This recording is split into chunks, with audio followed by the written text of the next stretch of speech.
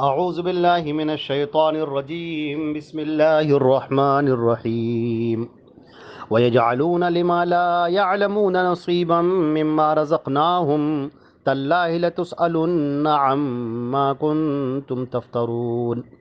وَيَجْعَلُونَ لِلَّهِ الْبَنَاتِ سُبْحَانَهُ وَلَهُم مَّا يَشْتَهُونَ۔ یہ سورۃ النحل کی آیت نمبر 56 اور 57 ہے۔ وَيَجْعَلُونَ لِمَا لَا يَعْلَمُونَ نَصِيبًا مِّمَّا رَزَقْنَاهُمْ، اور وہ ان معبودوں کے لیے جن کے بارے میں وہ کچھ بھی نہیں جانتے ایک حصہ اس میں سے مقرر کرتے ہیں جو ہم نے انہیں دیا ہے۔ اللہ کی قسم تم اس کے بارے میں ضرور ہی پوچھے جاؤ گے جو تم جھوٹ باندھتے تھے۔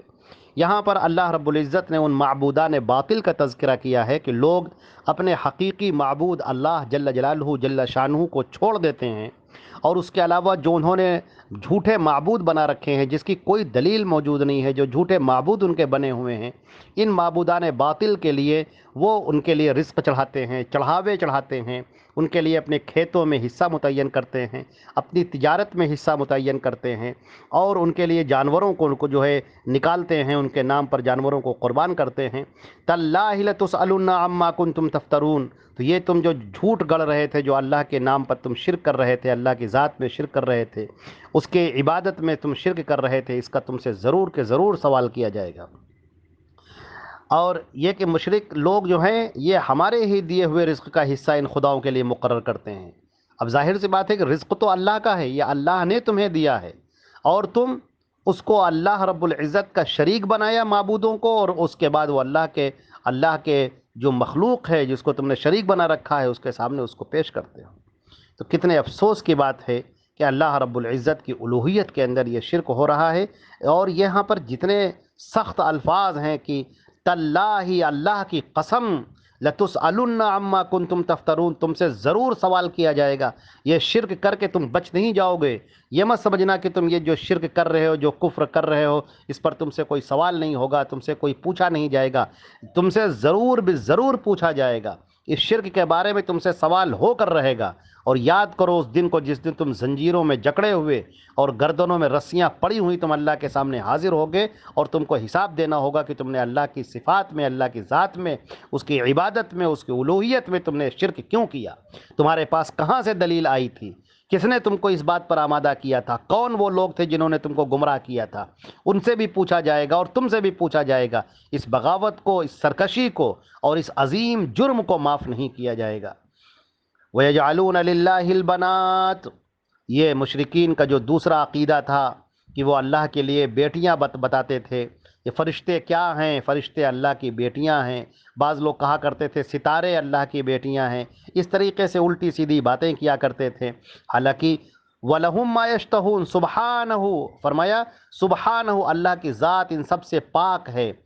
وہ تمام نقائص سے، تمام کمیوں سے وہ پاک ہے۔ اس کو بیٹا بیٹی کی کوئی ضرورت نہیں، وہ انسانوں کی طرح نہیں ہے کہ اس کے توالد اور تناسل ہو، اس کے بیٹے ہوں، اس کی بیٹیاں ہوں، اس کا باپ ہو، ماں ہو، بھائی ہو، بہن ہو۔ یہ رشتہ داری، یہ قرابت بھی انسانوں کی ہے، انسان ان سب چیزوں میں ہے۔ اللہ رب العزت ان سب سے پاک ہے، وہ سب سے بے نیاز ہے۔ اس کے نہ کوئی بیٹا ہے، نہ کوئی بیٹی ہے، لم یلد ولم یولد، نہ اس نے کسی کو جنا ہے، نہ اس کو کسی نے جنا ہے۔ وہ ان سب تمام ان نقائص سے، ان تمام کمیوں سے وہ بالکل پاک و صاف ہے۔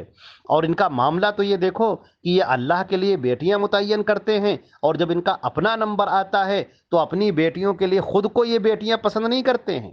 اپنے لیے بیٹیوں کو پسند نہیں کرتے، ان کو زندہ درگور کر دیتے ہیں۔ بیٹیوں کا نام آ جاتا ہے کہ میری بیٹی پیدا ہوئی تو اپنے چہرے کو چھپائے چھپائے پھرتے ہیں۔ ان کا یہ معاملہ ہے، اور اللہ کے لیے بیٹیاں کر رہے ہیں یہ، تو یہ کس قدر ان کا غلط معاملہ ہے۔ اللہ رب العزت کی عظمت ان کے دل میں ہے ہی نہیں، سرے سے ان کے دل میں اللہ کی عظمت ہی نہیں، انہوں نے اللہ کو جاننے کی کوشش ہی نہیں کی، اللہ کی معرفت کو حاصل کرنے کی کوشش ہی نہیں کی۔ نبی اکرم صلی اللہ علیہ وسلم کی باتوں کو سنو اور اللہ رب العزت کی معرفت کو حاصل کرو، اللہ کے جاہ و جلال کو سمجھو، اس کی بلند قوت کو سمجھو، اور اس کی جو سطوت ہے، اس کے جو جبروت ہے، اس کو سمجھنے کی کوشش کرو، اور اللہ رب العزت کے حضور اپنے آپ کو سرنگوں کر دو، اور اس کے فرمان پر اپنی پوری زندگی گزار دو۔ اور ظاہر سی بات ہے کہ جب کوئی کسی کے لیے اولاد بتا دیتا ہے کہ فلاں کے اولاد ہے، تو اس کا کیا مطلب ہے؟ اللہ رب العزت نے اپنی ذات سے جو ہر قسم کی نفی فرمائی ہے کہ چاہے لڑکا ہو چاہے لڑکی ہو، اللہ کے نہ لڑکا ہے نہ کوئی لڑکی ہے، کیونکہ پھر اس کی بیوی بھی ماننی پڑے گی، خاوند بیوی کا محتاج بھی ہوتا ہے، اولاد باپ کی شریک ہوتی ہے، جانشین ہوتی ہے۔ جب اللہ تعالیٰ محتاجی سے، شرکت سے، زوال سے، تینوں چیزوں سے بالکل پاک ہے، اس کو کوئی ضرورت نہیں ہے کہ جو ہے بیٹا ہو یا بیٹی ہو یا اس کے بیوی ہو، وہ لم یلد ولم یولد ہے، وہ وہ غنی ہے، سب اس کے محتاج ہیں اور وہ کسی کا محتاج نہیں۔ جیسا اللہ نے فرمایا یا ایھا الناس انتم الفقراء الی اللہ واللہ هو الغنی الحمید، اے لوگو تم سب کے سب اللہ کے محتاج ہو اور اللہ ہی ہے جو سب سے بے پرواہ ہے، وہ کسی کا محتاج نہیں اور تمام تعریفوں کے لائق ہے، صرف اسی کے لیے بقا ہے اور باقی سب کچھ فانی ہے، کل نفس ذائقۃ، سب فانی ہے، کچھ بھی نہیں ہے، اور اللہ رب العزت ہمیشہ ہمیشہ باقی رہنے والا ہے۔ چنانچہ مشرکین کے جو اعمال تھے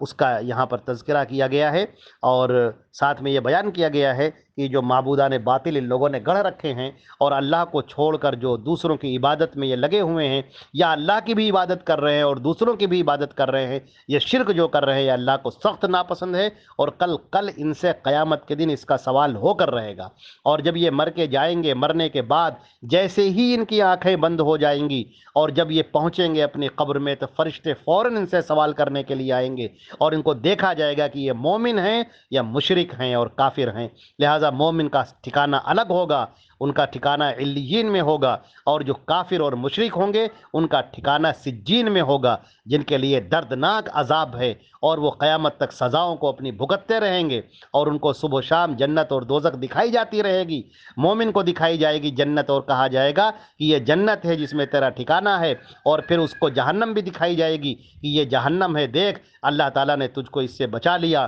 مومن کہے گا اللہ کا شکر ہے، اے اللہ تو قیامت کو جلدی قائم فرما دے تاکہ میں جنت میں داخل ہو جاؤں۔ اور مشرک اور کافر کو وہ دکھایا جائے گا، جنت دکھائی جائے گی اور کہا جائے گا کہ دیکھ یہ جنت ہے جس سے تجھے محروم کر دیا گیا تیرے شرک کی وجہ سے، تیرے کفر کی وجہ سے۔ اور پھر اس کو جہنم دکھائی جائے گی اور کہا جائے گا دیکھ یہ جہنم ہے جس میں تیرا ٹھکانہ ہے، اور تجھے اس قیامت میں، اسی کے بعد قیامت قائم ہونے کے بعد تجھے اسی میں جانا ہے۔ چنانچہ وہ کہے گا، حدیثوں میں مذکور ہے کہ وہ کہے گا اے اللہ قیامت جلدی قائم نہ فرما۔ اللہ تعالی ہم کو اور آپ کو ایمان پر موت دے، مومن بنائے، مشرک سے، شرک سے، کفر سے ہم سب کو دور رکھے، ہمارا خاتمہ ایمان پر فرمائے، اور ہم کو ہر طرح کے کفر اور شرک سے بچائے۔ وآخر الدعوانا الحمدللہ رب العالمین۔